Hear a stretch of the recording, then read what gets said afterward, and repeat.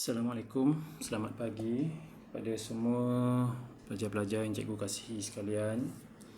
Okey, kita dah seminggu ya. Cikgu rasa minggu lepas cikgu tak buat kelas dengan awak ya. Atas beberapa faktor lah ya. Cikgu bagi awak latihan sahaja. Okey, so minggu ni cikgu nak sambung balik lah. Okey, apa yang kita dah berhenti minggu lepas, masih lagi topik yang sama iaitu the rate of reaction. Okay, so today we will go to the second subtopic 7.2, which is factors affecting the rate of reaction. Means faktor-faktor yang mempengaruhi kadar tindak balas. Okay, the factor affecting the rate of reaction ni kalau based on your KSSM syllabus, you just need to know 4 factors. Okay, sepatutnya kita ada 5 ya. Pressure, satu lagi adalah pressure. Tapi untuk you, kita cukup sekadar kita akan kaji mendalam tentang 4 factors yang terlibat. Means 4 faktor ni akan menyebabkan tindak balas itu boleh menjadi cepat atau boleh menjadi lambat. Okay, so ini adalah beberapa ayat yang kita boleh tengok. Blowing air over the glowing charcoal cause it to ignite brightly and quickly. This is due to the increase in concentration of oxygen in air. Means di sini kita nak cakap the factor dia adalah bila kita blowing maksudnya kita tiup lah. Kita tiup charcoal yang glowing lah, maksudnya yang dah menyala tu, kita akan menyebabkan kita punya api tu dia akan menyala dengan lebih cepat dan lebih marak lah, brightly. Okay, ini disebabkan kita punya concentration of oxygen tu lebih tinggi lah bila kita tiup itu. Okay, so ni adalah kita punya factor yang pertama, concentration.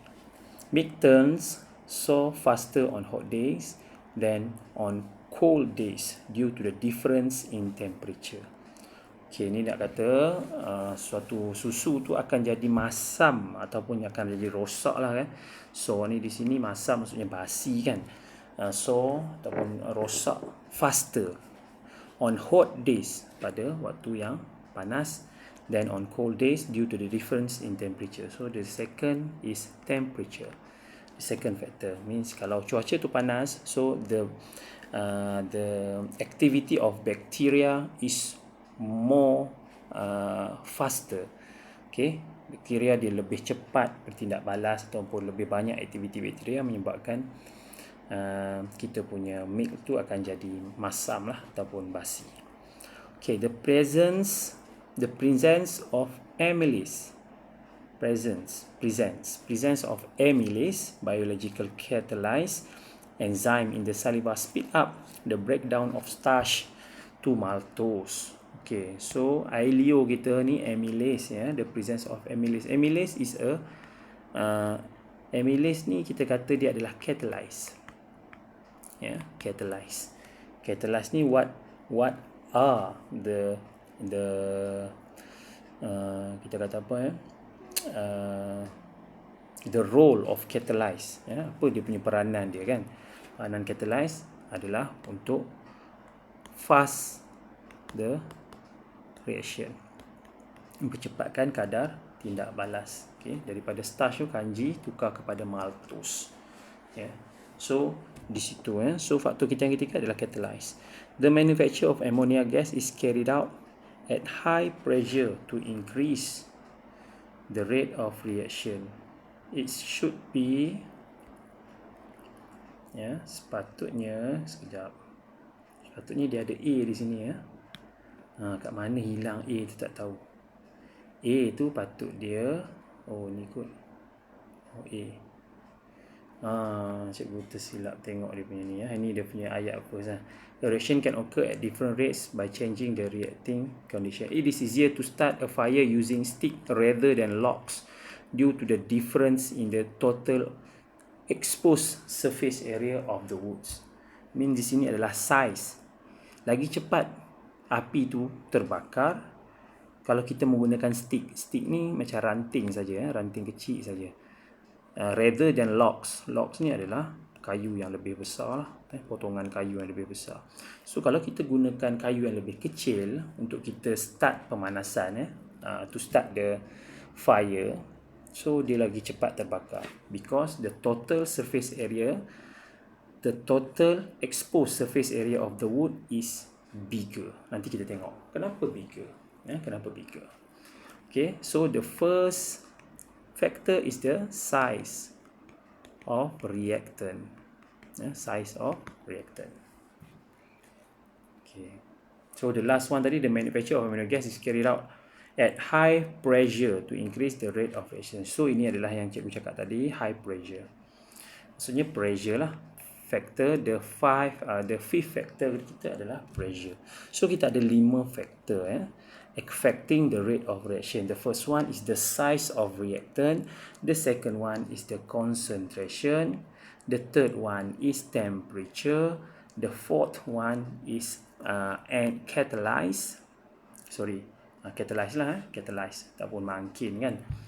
And then the last one is pressure, but we will not talk about pressure. Pressure is not in our KSSM syllabus, so we just need to know the factor. We don't need to know deep what is the content in the last factor of rate of reaction, which is pressure. Okay, so today I will try to do 2 factor as simple as I can lah. Sepatutnya dia topik ni kita kena buat eksperimen itu masalah kita sekarang ni, kita tak boleh buat eksperimen. Memang kena buat eksperimen kalau you rujuk kepada buku you, buku surat 189, 190, 191, 192, 193, 194, all about the factor affecting the rate of reaction is about experiment. You have to do the experiment to look whether the factor is rigid or not. Maksudnya betul ke faktor ni? Betul ke benda-benda ni mempengaruhi kadar tindak balas? So banyak eksperimen you kena buat, tapi kita tak ada peluang untuk buat.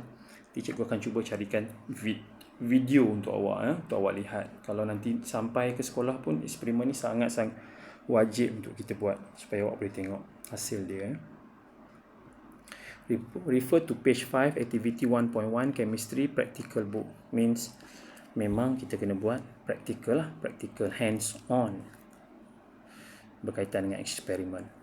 Okay, the rate of reaction can be affected by 5 factors like I said before: total surface area of solid reactant or particle size of solid reactant. Di sini adalah particle size. Okay, cikgu bagi satu perumpamaan yang mudah saja. Kalau kita nak masak, nak goreng ayam, nak goreng ayam. Kalau kita nak goreng ayam, kalau kita biasanya orang akan potong ayam tu kecil-kecil supaya ayam tu akan lebih cepat masak. Okay, kalau ayam tu besar, the size of the chicken is bigger, ayam tu akan lambat masak. Maksudnya kita akan kena pusing sini sebelum ayam tu boleh masak. Kadang-kadang ayam dalam tu pun mentah. Tapi kalau kita potong ayam tu kecil, so ayam tu lagi cepat untuk kita goreng, tanpa kita perlu nak pusing-pusing dia, sebab the total surface area is bigger. The total surface area that exposed to the oil is bigger. Contoh, kalau cikgu lukis di sini, ni oil kan. So kalau dia kecil, so ini total surface area dia, bulat-bulat ni semua ni. Pada bahagian luar ni total surface area that exposed to the oil. Maksudnya semua ni permukaan di bahagian luar ni kena pada oil. Tapi kalau ayam tu besar, bahagian bawah ni kena pada oil. Total surface area dia kena pada oil, tapi atas ni tak kena. So kita kena pusing balik dia, kena alihkan dia supaya the surface area that are not been hit by oil, so dia akan boleh kena pada oil, selepas kita alihkan. So itulah maksudnya. means particle size, kalau size tu lebih kecil, jadi dia lagi tinggi kadar tindak balas dia. The particle size of solid reactant is smaller, so the total surface area of solid reactant is bigger. Ini dia terbalik. Kalau size tu kecil, so total surface area that exposed, cikgu kena tulis perkataan that exposed, yang terdedah of solid reactant is bigger. So yang lebih besar lagi.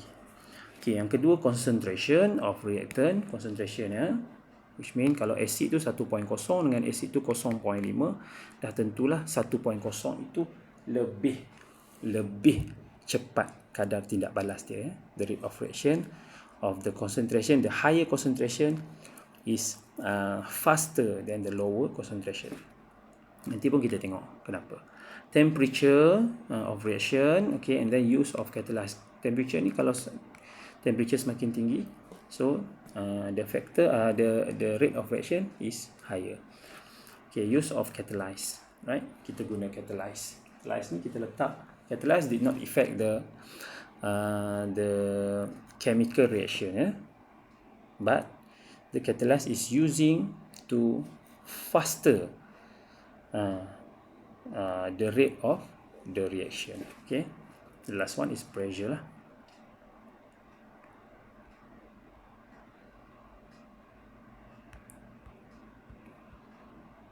Okay, effect of surface area on the rate of reaction. Okay, as the particle size of fixed of solid reactant become smaller, okay, cikgu dah sebut tadi, the total exposed surface area.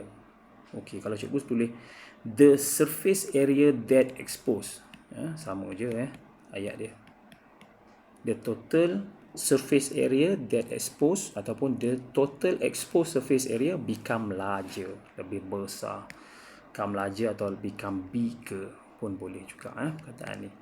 Hence the rate of reaction increase. Okay, like example, the rate of reaction between 1 gram of zinc powder, ni kita tengok ni powder, and 20 cm cube of 0.2 mole dm negative cube HCl, acid hydrochloric, is higher than the rate of reaction between 1 gram of granulated. Granulated ni adalah ketulan zinc, and 20, ni samalah acid, concentration dia samalah, kita kena malarkan kat situ. Sebab the factor we need to have only one variables, hanya satu saja pun boleh ubah. HCl acid. This is because 1 gram of zinc powder has a larger total surface area that exposed. Larger total exposed surface area that 1 gram of granulated zinc. Okay. Okay, ni macam cikgu sebut tadi. Okay. But if we have been given two experiment like I said before, experiment ni, and the question wants us to give the further explanation. So you akan bagi tahulah, you akan bagi tahu ayat yang pertama yang akan guna adalah the rate of reaction in experiment 1 is higher than experiment 2. Ni kalau kita nak ceritalah. Experiment 1 tadi guna powder, experiment 2 guna granulated kan. So kita kata experiment 1 higher, lebih tinggi daripada experiment 2 punya rate of reaction. 2. Why? The rate of reaction is higher because the size,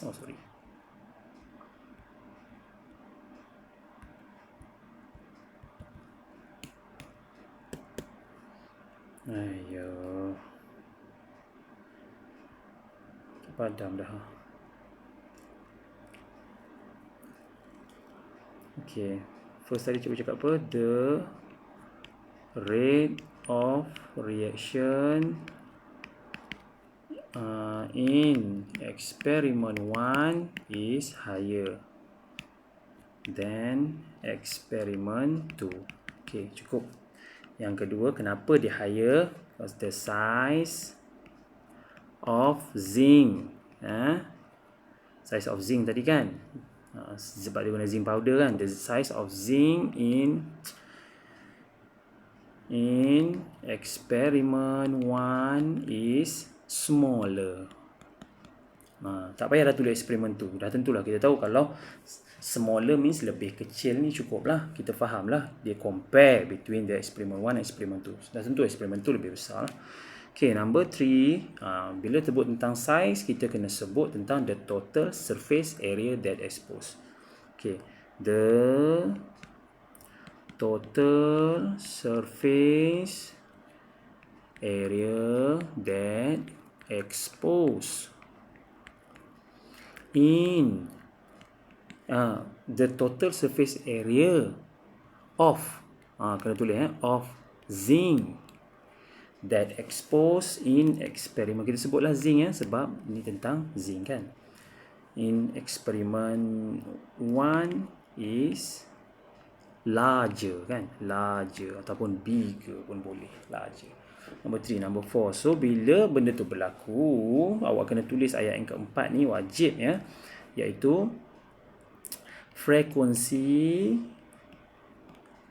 of collision. Frequency of collision maksudnya frekuensi pelanggaran, bermaksud lagi cepat dia berlanggar between apa? Between powder dengan acid tadi kan.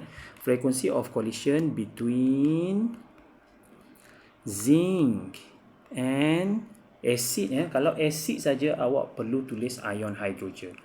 Okey, mesti ion hydrogen sebab tindak balas tu berlaku di antara zinc dengan ion hydrogen. Zinc and ion hydrogen is higher in experiment 1.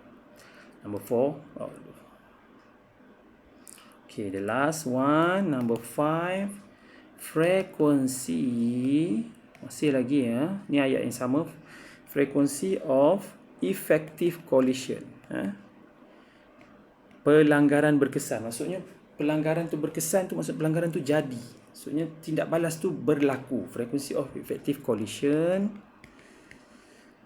in experiment 1 is higher. Okey, cukup. 5 ayat ni, 5 markah mesti ada Kalau apa-apa faktor yang dia bagi pun, dia hanya tukar dekat mana? Dia hanya tukar dekat number 2 and number 3.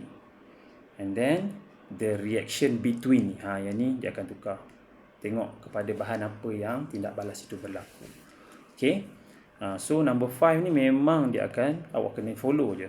Number 1 ni pun sama juga. Tengok eksperimen 1 ke eksperimen 2 yang rate of reaction tinggi. Kalau eksperimen 2, ubahlah the rate of reaction in eksperimen 2 is higher than eksperimen 1. So itu cara-cara kita nak jawab soalan dalam bentuk essay lah. Essay.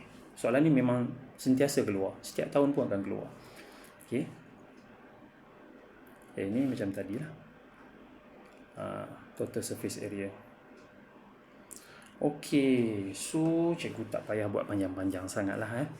Hari ni cukup sekadar kita buat sampai faktor yang pertama. Esok cikgu akan sambung lagi dengan faktor yang kedua, iaitu the concentration. Okey.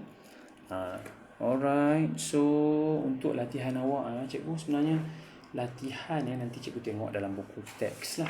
Sebab dalam ini kebanyakannya adalah eksperimen semata-mata. Kalau lihat muka surat 190 dalam modul awak, 191, 192, 193 yang di atas tu, itu semua berkaitan dengan eksperimen. Daripada observation, inference, conclusion, discussion, semua. So you kena jawab kat situ. Cuma you tak buat eksperimen tu lagi, so susah untuk you bayangkan apakah hasil dia. Right? So tak apa, nanti cikgu cuba cari latihan dalam buku teks, tengok nak bagi kat awak yang mana yang sesuai untuk awak. Masa ni cukup sekadar awak tengok video ni dan cuba fahamkan. Kalau ada benda yang tak faham, boleh message cikgu lah dan bertanya. Okay, that's all for today. Thank you for your understanding, for your concentration ke kita panggil. Okay, so kita sambung lagi lah untuk kelas hari Selasa pula. Thank you.